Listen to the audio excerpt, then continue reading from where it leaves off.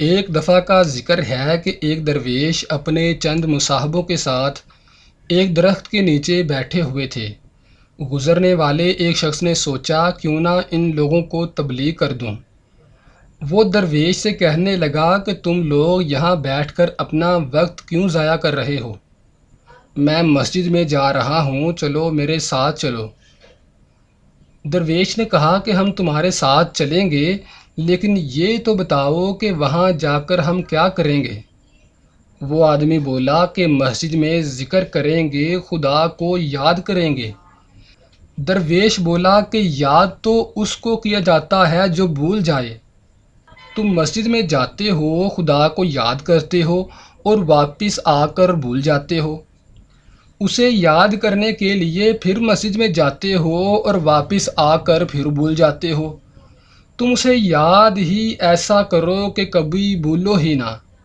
یہ سن کر وہ آدمی وہاں سے چلا گیا۔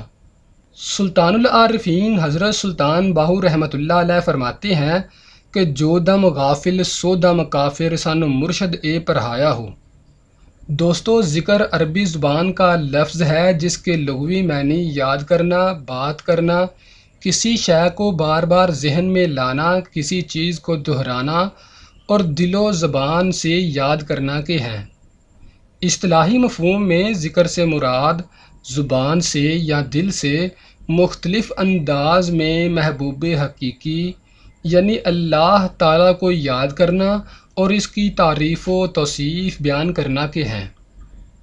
حضرت شاہ محمد ذوق رحمۃ اللہ علیہ اپنی ایک تصنیف سر دلبراں میں ذکر الہی کے بارے میں فرماتے ہیں کہ ذکر سے مراد اللہ کی یاد ہے۔ یاد الہی میں تمام غیر اللہ کو دل سے فراموش کر کے حضور قلب کے ساتھ قرب حق تعالیٰ کا انکشاف حاصل کرنے کی کوشش کو ذکر کہتے ہیں۔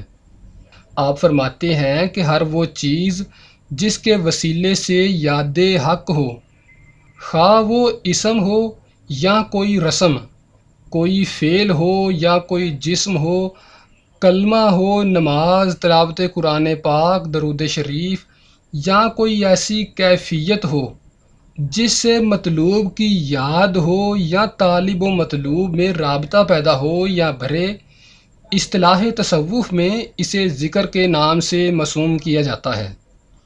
کتاب کنز الاعمال میں درج ہے کہ ام المومنین حضرت عائشہ صدیقہ رضی اللہ تعالی عنہا فرماتی ہیں کہ حضور نبی کریم صلی اللہ علیہ وآلہ وسلم نے فرمایا، انسان کو جس چیز سے محبت ہوتی ہے وہ اس کا ذکر بھی بڑی کثرت سے کرتا ہے۔ حضرت بابا فرید رحمۃ اللہ علیہ سے کسی نے سوال کیا کہ بابا جی، خدا اس وقت کیا کر رہا ہے؟ آپ فرید رحمۃ اللہ علیہ نے فرمایا کہ خدا اس وقت فرید فرید کر رہا ہے۔ پوچھنے والے نے کہا کہ یہ عجیب بات ہے کہ زمین و آسمان کا بنانے والا، چاند، سورج، ستاروں اور نظام کائنات کو چلانے والا سب کچھ چھوڑ کر فرید فرید کر رہا ہے۔ آپ رحمۃ اللہ علیہ نے فرمایا کہ اللہ تعالیٰ نے قرآن پاک میں سورۃ البقرہ کی آیت نمبر 152 میں فرمایا ہے کہ تم میرا ذکر کرو، میں تمہارا ذکر کروں گا۔ تو گویا یوں اگر میں خدا کا ذکر کر رہا ہوں تو مجھے یقین ہے کہ خدا بھی میرا ذکر کر رہا ہے۔ سورۃ الکہف کی آیت نمبر 24 میں ہے کہ اپنے رب کا ذکر کیا کرو کہ تم خود کو بھی بھول جاؤ۔ اسی طرح سورۃ الجمعہ کی آیات نمبر 10 میں ہے کہ کثرت سے اسم اللہ ذات کا ذکر کرو تاکہ تم فلاح پا جاؤ۔ دوستو، ذکر کی دو اقسام بیان کی جاتی ہیں۔ ایک ذکر لسانی یعنی بلند آواز سے یا زبان سے اللہ پاک کی حمد و ثنا بیان کرنا لسانی یا جبری ذکر کہلاتا ہے۔ دوسرا ذکر قلبی ہے جسے ذکر خفی بھی کہا جاتا ہے۔ اس سے مراد پوشیدہ یعنی دل سے اللہ پاک کا ذکر کرنا کے ہیں۔ صحیح ابن حبان میں روایت ہے کہ سب سے بہترین ذکر ذکر قلبی ہے۔ ذکر قلبی ہی وہ طریقہ ہے جس سے اللہ تعالیٰ کو ہر لمحہ یاد رکھا جا سکتا ہے۔ کیوں نہ کہ زبان سے اللہ تعالیٰ کو یاد کیا جائے تو یہ ہر وقت ذکر کرنا ممکن نہیں ہے، کیوں نہ کہ زبان اور بھی بہت سے کاموں مثلاً بولنے، کھانے پینے کے لیے استعمال ہوتی ہے۔ زبانی ذکر سے درجات اور ثواب تو حاصل ہوتا ہے، لیکن قلب کی صفائی اور اس پر بندھے ہوئے تالے کو کھولنے کے لیے سانسوں اور دل سے اسم ہو کا ذکر ضروری ہے۔ اس کو سلطان الاذکار بھی کہا جاتا ہے، جو عارفین کا ذکر ہے، جس کے بارے میں سلطان العارفین فرماتے ہیں کہ ہونٹ نہ ہلے، جیب نہ پھرکے، اصل نمازی سوئیو ہو۔ دل ہی دل میں اللہ پاک کے نام کا تصور کرنا ذکر قلبی کہلاتا ہے۔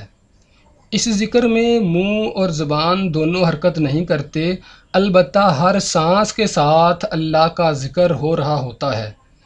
اسی ذکر کے بارے میں قرآن پاک کی سورۃ اعراف کی آیت نمبر 205 میں حق تعالیٰ فرماتے ہیں کہ اپنے رب کو اپنے دل میں یاد کیا کرو۔